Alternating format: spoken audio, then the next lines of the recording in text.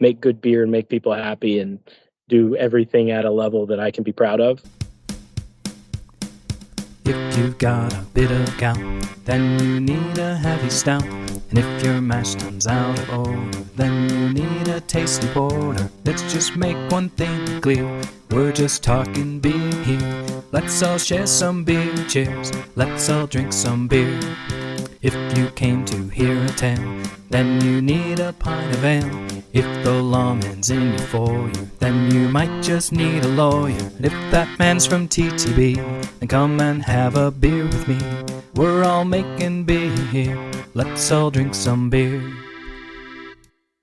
Welcome back to the Do This, Not That podcast, episode 2, where I enjoyed a conversation with Matt Brown, the founder of Tombstone Brewery, with 3 locations throughout Arizona. This week's theme is growth. I hope you enjoy. All right, well, here I am with Matt Brown, the owner of Tombstone Brewing Company. It's a brewery with 3 locations now in Arizona.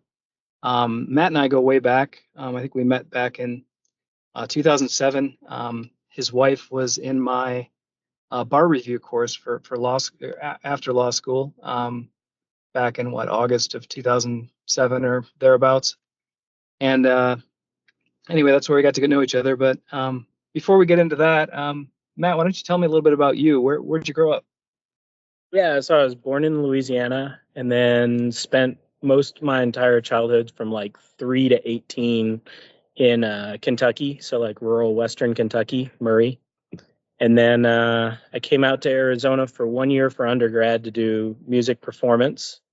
And then when the teacher I came to study with left, I fled to Boston, where I finished up a degree at a conservatory, played with orchestras for a little bit, and then made the transition to law, practiced law for a while, and then decided brewing was, or brewery ownership more precisely, was the way to go.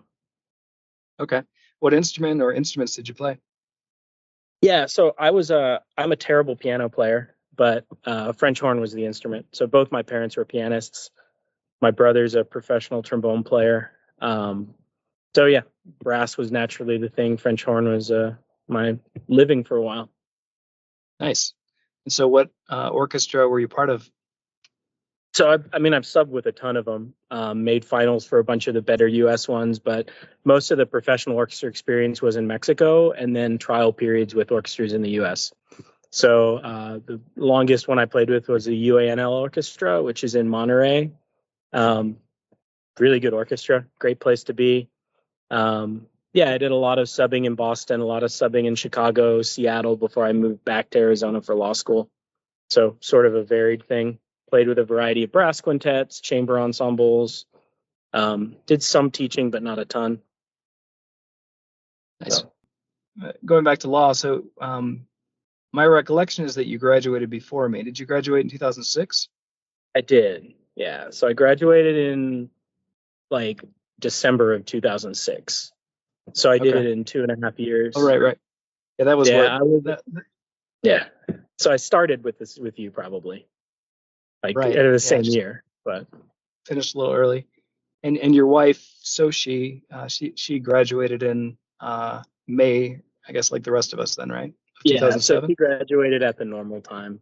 Yeah, my law school was sort of a different deal because I was on like a different track, sort of. Like I went to law school with the intent of opening my own firm, so I didn't really care about making it all 3 years. My goal was to get positive income as quickly as possible. So get the degree, get the license, hang my shingle. And you had already taken the bar. You were probably already barred as an attorney by the time we met. But you started your own firm and you did what, primarily criminal law defense? Is that criminal defense? Yeah. So my personal practice within the firm was always either criminal or 1983s. So I did a fair number of those. I have the world's worst timing. Like if I were doing them now, I'd be making so much money. But when I was doing them, your success rate was like 1 in 100. Now it's like 80 out of 100. It's just a totally different dynamic where lawsuits have traction. The courts are more receptive. People are more aware of problems with the way the law stands. So, but yeah, 1983s are essentially criminal because it's all based on deprivation of rights. It's like your classic like police shooting case or your cruel and unusual punishment to an inmate case and stuff like that. So, but I haven't done those, and I did those for sort of like the middle decade of my career. So after 3 years, I started doing them, and then for the last several years, I haven't messed with it. And that brings me to a memory that I have when I first got to know you. You told me that that your plan was essentially to start a new career every 10 years. And Yeah, I was thinking about how much I just paid for law school, and I was wondering whether or not that was a good idea or not. But you went to a public school, I guess, so maybe that was a little bit an easier path. But um, yeah, so lo and behold, you were an attorney for, well, I guess you still are an attorney, right? You still do a little bit of legal work yeah, here and there. yeah. I actually have a fair number of cases still. Most of my stuff is like complex white collar or like major crimes. So, I mean, it's not uncommon. I would expect 3 years from now, I still have half my caseload. Okay. So, Whether you want it or not. yeah, yeah. It's a pie eating Does contest it where the prize is more pie. help? Well, I guess that's some people might like that just fine, but um, yeah. So back in 2007, I think my like law school graduation present from my then girlfriend, now ex-wife, was a homebrew kit, and I think that's how you and I started kind of hanging out. Was we did some homebrewing together. Your homebrew was always much more palatable than mine. I don't know. I Mine thought was our dry dock pale clone was pretty delicious. oh yeah, well that again, that was a collaboration that I'm not sure I brought a lot to the table on, but yeah, Dry Dock, they make some great beers. But uh yeah, anyway, so I think my recollection, you can correct me if I'm wrong, but I think that's kind of when you started getting back into making beer was around that same time. Is that kind of accurate? Yeah, sort of a similar deal. My sister and her husband got me a homebrew kit. Um, yeah, around 2007. So I was like the classic kid who goes to college and isn't old enough to buy a beer, but old enough to buy a homebrew kit. So like my brother was a home brewer. He's like several years older than me. So I visited him for spring break, got the technique down as a 18-year-old, and then brought those skills back to public school where they were put to good use. And then first year of law school, which would have been 2004, I brewed pretty much continuously. Like even in Mexico, I would do homebrew. Um, and then first year of law school, everything I owned got stolen. Like my socks got stolen. Like literally everything except the liquor got stolen from my house. Like Yeah, I they think I stole my got burgled a and couple my times. yeah. Yeah, Like sorry. they had an entire like break. Like they took my mattress, they took my frame, they moved furniture out. Like literally, I came home and there was a camping axe in the wall, and my liquor was still untouched. So, Oh wow. and because they took my bicycle, my suits, and left the liquor, I determined it was Mormons. Mormons did it, but I don't know. It's a working theory. But so I didn't have homebrew stuff after that. So it was like circa 2006, 2007. My sister bought me a homebrew kit, and yeah, so I was getting back into it when you were getting into it as well. Okay, cool. Yeah, there's probably some homeless person under an underpass somewhere with some delicious homebrew that they're mixing up Right. right now. But before we get into kind of the meat of the interview, it's going to be kind of about growth, which I intend to talk, not just about growth as a brewery from going from one spot in a recently vacated Hell Dorado, was that who was there before you? Yeah. Hell Dorado So Brewing Company. they were nine. They're no, that yeah, they were 9 years earlier. Okay, So yeah, they had made it from I think 2005 to 2007, and then it was City Hall for several years, and then it was a camo backpack factory. So when we bought okay, it, it still had the drop ceilings and the clerk's desk and all that stuff from City Hall. cool. Yeah, so anyway, as a kind of a fun little transition, I got a couple questions for you. We'll see your knowledge about a few things we've already talked about. For this week's trivia, we are lucky to be sponsored by Golf Pucks.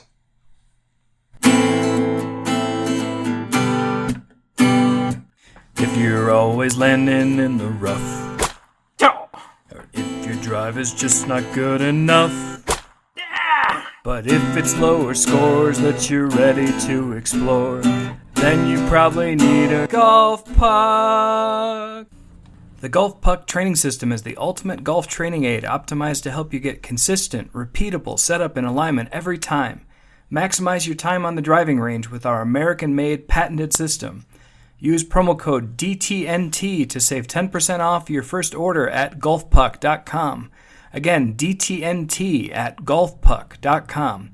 It also makes a great gift for your golfing loved ones. Then you probably need a golf puck. So back on October 26th of 1881, a gunfight broke out near the OK Corral in Tombstone, Arizona. In just 30 seconds, nearly 30 shots were fired at close range in a gun battle between, on the one side, Town Marshal Virgil Earp, his brothers Morgan and Wyatt Earp, and Doc Holliday. And on the other side, Billy Claiborne, Ike and Billy Clanton, and Tom and Frank McClory. How many people died in that gunfight? Oh, man. 5? I'm sorry, it was 3. Although I think maybe 1 or 2 died later, like from their injuries sustained. But Yeah, well, because there was what I the read, Vendetta ride and the, right? yeah, we don't have man. time for all that. Don't show this in Tombstone. I'm going to get my ass kicked next time I'm back there. Well, yeah, apparently Billy Clanton, Frank McClory, and Tom McClory all died. And Virgil and Morgan Earp and Doc Holliday were all wounded. So it was popularized in a 90s film with Val Kilmer and Kurt Russell. Is that who's in it? Yeah. Kurt Russell. Yeah. So criminal charges were filed against Wyatt, Virgil, and Morgan Earp, as well as Doc Holliday. And after a month-long preliminary hearing where Billy the Kid Claiborne and Ike Clanton testified for the prosecutors, and Wyatt and Virgil Earp testified in their defense, Virgil testified actually from his bed because he was recovering from a gunshot wound that he'd suffered. The judge held that there would not be a full criminal trial against them related to the incident. So, what is the definition of second-degree murder under Arizona Penal Code? Oh, I know that one. That's going to be your murder with, if it's recklessness, it requires extreme indifference to human life. So there's multiple ways to do it. It can be just causing the death, not with recklessness. So that's sort of your catch-all murder is actually second degree here, because just causing the death of another. And then the one that's more common is the recklessness with extreme indifference. If what I read today, it has to be either intentional or knowing. Knowing has to be like knowing that your action was going to cause severe bodily harm or death. And then it obviously has to result in the death of another. All right. What is the only venomous lizard that's native to the United States? That would be the Gila monster. Correct. What is the largest type of cactus in the United States? Largest, huh? It's got to be the saguaro, right? Correct. What's the hottest desert in North America? North America. I think that was probably the Mojave, right? Or is it the Sonoran? It's the Sonoran Desert. Wow. All right. So I should have guessed that because that's where I am right now. But well, I guess I'm not in Sonoran down here.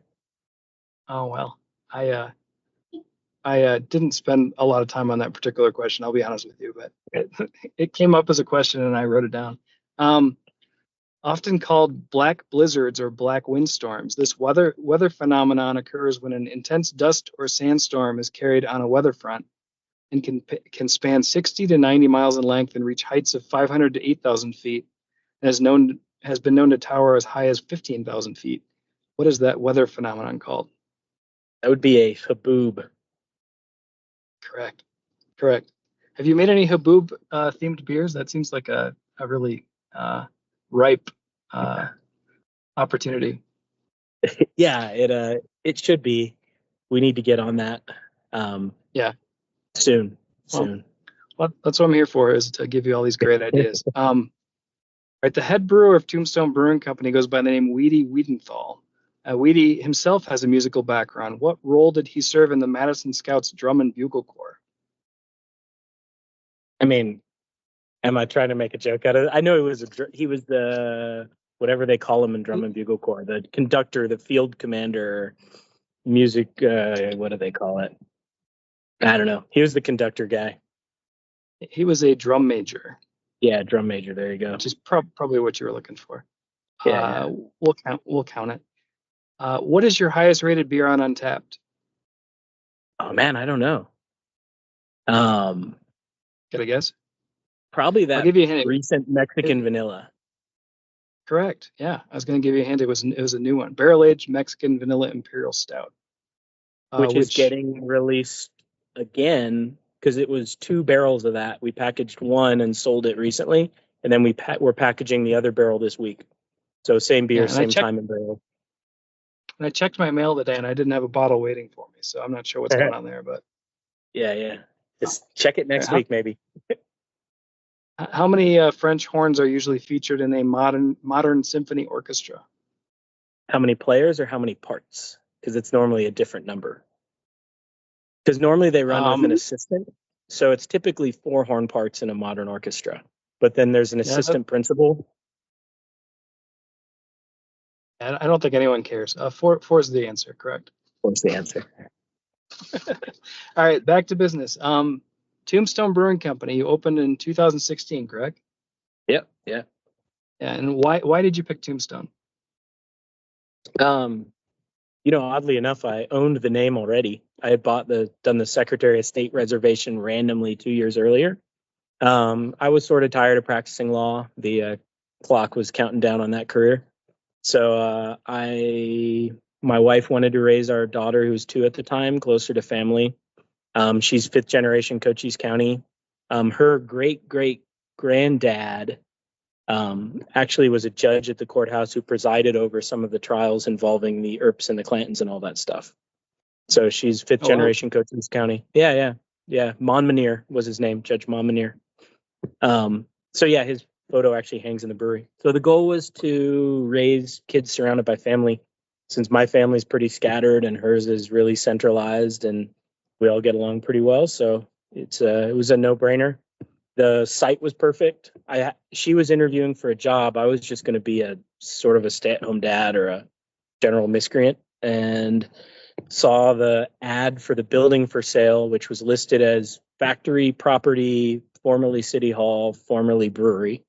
So I went and saw it that day, made an offer within a week, and we had a brewery open in 6 months, thanks to some quick TTB paperwork. Yeah. That's probably worth a whole hour by itself. But how did you find Mr. Weedy? So initially he was not in the picture until the very end. So I had hired a different brewer with a very sort of different experience to set it all up, to go through the build, to size stuff. I had a lot of ideas of what I wanted, but I was like your classic homebrew person where I was like, when I switched from my igloo cooler that was this wide to my one that was this wide, I noticed my stouts were better. And like I had all these like grand ideas of like mash tun and boil kettle dimensions and like, oversizing weird things and doing all that. And like I figured I needed to temper that with somebody who knew something. And so the first guy I hired sort of guided us through that, where we got my weird ass super custom setup done, but in a way that it worked thanks to him. So he ended up not taking the job because his significant other decided that Tombstone was way too out in the middle of nowhere. So which is fair, right? It's not inaccurate.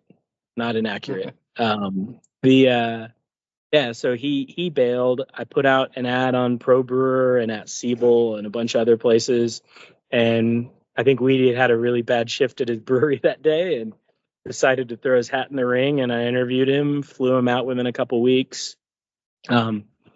He bought a house in Bisbee, sight unseen, and moved him and his newlywed out here. So nice. Yeah. Very cool. So since you opened in 2016, what was the biggest, I guess in opening, what was the biggest challenge you faced prior to opening? Construction always sucks. So it's like, it's the first time anyone's ever built a building in the history of the world. Right. And it's like, And every building inspector has the things they care about. Like we had to put, I forget how many hours the firewall was, but we had to put a fireproof wall on our bathroom in case our urinals burst into flames so that our neighbor would be safe. Okay. Like, yeah, just things like that. That really stands out because it cost me $11,000 to put a firewall behind my urinals. Um, that was ridiculous. We had to put this like $30,000 screen roll up door in the back. We had to like call everything a malt cracker, not a mill. So we have a Okay. malt cracker, not a mill, by the way. Um, yeah, there's definitely no milling going on in Tombstone, but we still, even though it's a malt cracker, means we still had to put it in this ridiculous explosion-proof room that cost me tens of thousands of unnecessary dollars. So it's just like everything about it is like it's whack-a-mole with expenses and with like petty little bureaucratic tyrants making up hoops for you to jump through. So that was my experience there, which, um, that was probably the worst one just because of the particular inspector we had at the time. So Got it. Yeah, so fast forward a few years to 2020. I believe that's when you took over the spot in Phoenix. What was the prior brewery that was there? it was Helio Basin. Okay, was that 2020? Do I have that right? It was 2020. Yeah. Okay. Yeah. And what was the biggest challenge in that takeover? So that one was different. So like all of the construction stuff, all of that was done. And the people I took it over from were really good at that. So like the guy who ran the business was like an MBA in restaurant management. So like things were set up, like it worked. And then the guy who was the brewer was he was the head brewer at Southern Tier Brewing. And he Okay.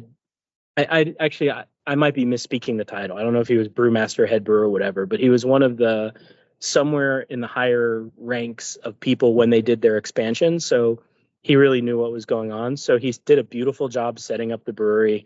The other guy did a beautiful job setting up the basic restaurant infrastructure. And then it just turned out to be essentially a failure in concept, that the way it was executed due to a variety of reasons. And then due to the fact that they really drew it in to be an on site neighborhood bar, and then COVID hit. And we had done the opposite, where, I'm in a town of 900 people, there in a metro of 5 million people, right? It made sense for me to buy my own canning line. It made sense for me to, build my own distribution networks and do all that stuff. For them, it didn't make any sense. And then when the world got weird in 2020, we were poised to eat everyone else's lunch and they were poised to sell their brewery. Right. So that was all of that infrastructure stuff was super easy because it was just like everything was perfect. Like it was energy efficient, like everything was great. Like they built a beautiful brewery. And it's interesting because it's all their personal quirks because the stuff that I care about was not the stuff they cared about, but I can Right. appreciate that everything they have is work and it works and it's well done. So that was the easy part. The hard part there was people, honestly, because initially we wanted they had a great crew and like we wanted to promote everyone from within. We wanted to like sort of embrace that. And that worked to some extent for like we still have some of those people working for us.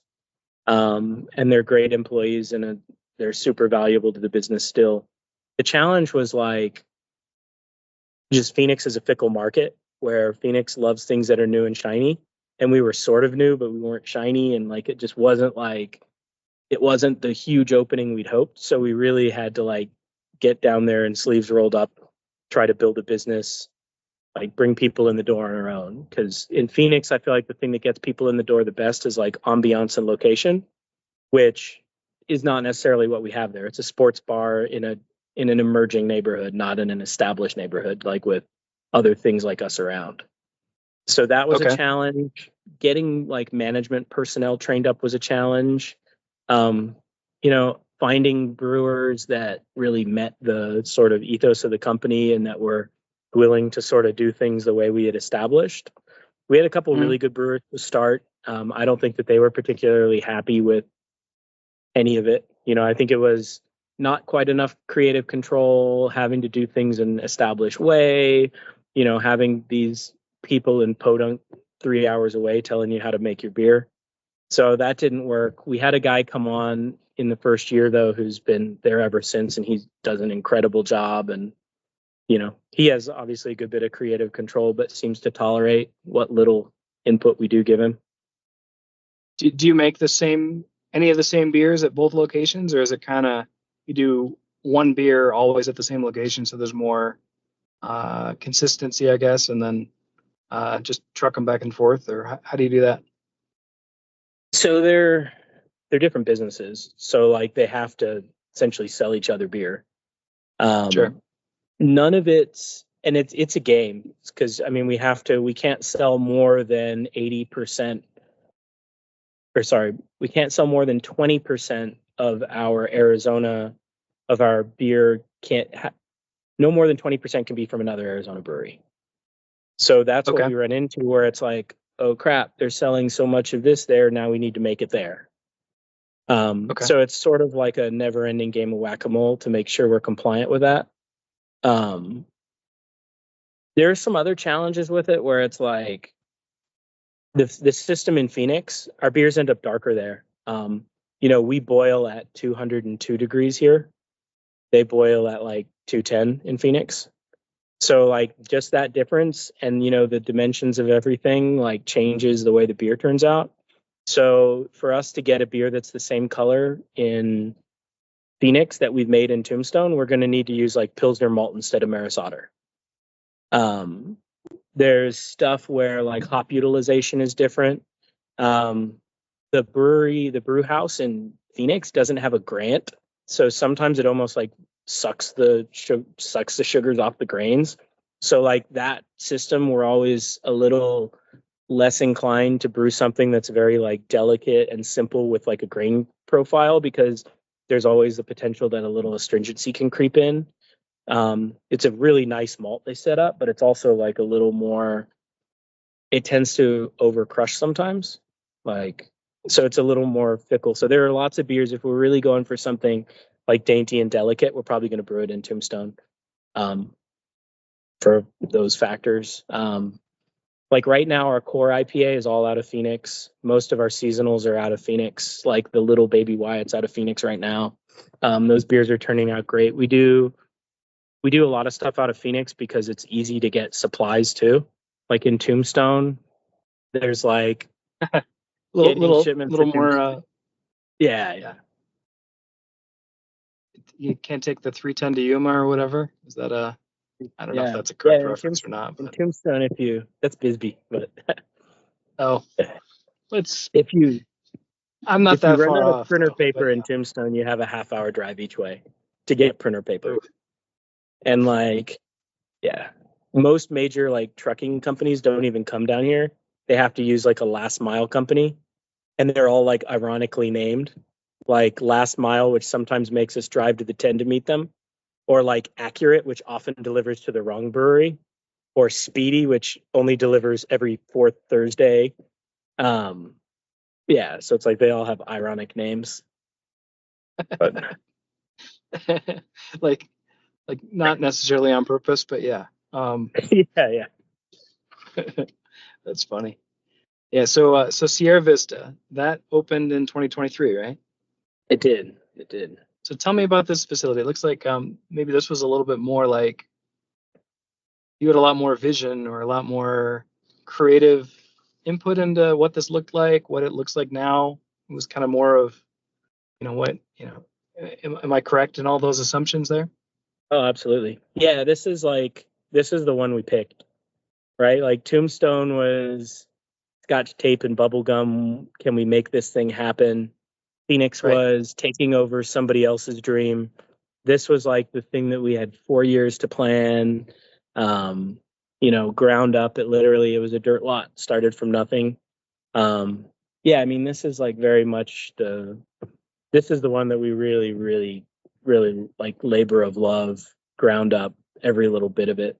Little historical ties from what was here before. The layout. I mean, literally every little piece of everything here was based on like what we wanted. Not somebody else's ideas. So Cool. Yeah. So what has been the biggest challenge with Sierra Vista? Um, the build out was hard. Like supply chain was weird. We bought this building and agreed to do this whole venture prior to COVID. So supply chain got crazy. Um, Everything quadrupled in price. Um, Getting labor for subcontractors, getting anything done was just impossible. Um, I mean, it was just every day is you wake up and you just got to be a wrecking ball, and you just got to like make it happen and like will all of this into existence. And like nobody wants to do anything. Everyone wants to blame stuff. It's just, you just got to make it work. So this was really challenging to get it built. And then when we opened, it was really challenging to just get the right management team. We opened thinking that we would be best off with people who had done high volume, expecting it to be busy. Um, and we ended up having a mismatch where we were sort of right, but also sort of not right. Where we opened up with a kitchen where there was a lot of like creativity and interesting stuff with that, and a management team that was ready for volume. The management team didn't understand what we were doing at all. Like they don't understand why we don't have four taps for Bud Miller Coors, right? Like, and they don't understand why there would be scratch food. There was lots of stuff like that that was just a really bad mismatch. And then the kitchen wasn't ready for selling 2,000 burgers a week. So like those combinations, it's like it was hard. I mean, I've never cooked more in my life than in the past year. We have a new chef that came on recently, and I have thankfully not been in the kitchen. But yeah, I mean, it was just a lot, and figuring out we have a great general manager, a great new chef. We have a good crew now. It's so hard to get there. And in a community where I don't live and have never lived. And then just figuring out like what's the ethos of this place, what's going to work. Um, yeah, it's just an interesting endeavor. But I think the personnel here has been the real challenge, and the build out. I mean, these tanks behind us have had beer in them for months, and there is still no beer coming out of them. Um, Hmm. so we've run half a business for a year. It's just thankfully the more profitable part of the two. So Yeah. Yeah, so kind of, I mean, just to wrap up a little bit, the theme of the podcast is do this, not that. We've touched a lot on, I think, a lot of both already. You know, but do you have any like overarching thing that you think you did really well that you would recommend that people that are maybe getting into the industry consider following that same approach? I think being open to criticism is like the thing we did right, where we've pivoted to a lot of stuff that I would never have thought that we would want to do, but that worked out well and that now are parts of the business that I'm pretty proud of. So I think that always being willing to like have an open mind, but also not sacrificing your principles to chase the newest thing. So I think that's something we've done really well. Where like jumping into the triple IPAs, that was like I'm not a triple IPA person, but like doing that when the market clearly wanted it, and then figuring out a way to do it that fit within what we wanted our beers to be. Um, I could have jumped on a soapbox and talked about how we need lower alcohol beers because of, like I could have made it a cause, but instead I made it a business and make good beer and make people happy and do everything at a level that I can be proud of. So I think that's something we've done well, is being willing to adapt as necessary. Um, Things I've done badly is, they always say hire slow, fire fast. Um, I still not good at that. Like I want to give people a chance, but like most of the issues we've had, like if I were to like be honest with myself and go back, like you feel it in the first like 30 days whether somebody's going to work or not in a job, Mm. and just trusting that and getting it done sooner rather than later. I could have saved myself a fortune at this point. Um, yeah, just I think those are the two big things, is like definitely know when it's time to call it quits with Yeah, personnel. cool. All right, Matt. Thank you for the time. I really appreciate it, and Yeah, no problem. keep in touch. And I'm looking forward to hanging out again next time I get to Arizona. Yeah, sorry I missed you at CBC. Yeah, it's all good, man. It happens every year, and Vegas was a weird one. So nice catching up, and say hi to the family, and we'll chat later, right? All right, take care. Bye. I see you.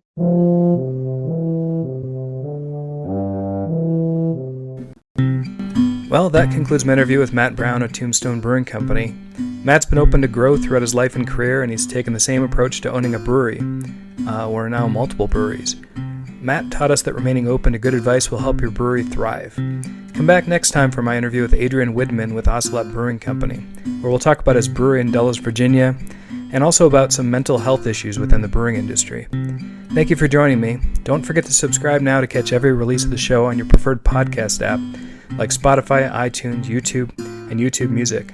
Or follow us on Instagram at dothatbeer. Again, our handle is dothatbeer. I'll see you next time. If you're here to hear a tale, then you need a pint of ale. If the lawman's in your foyer, then you might just need a lawyer. If that man's from TTB, then come and share a beer with me. We're all making beer here. Let's all drink some beer.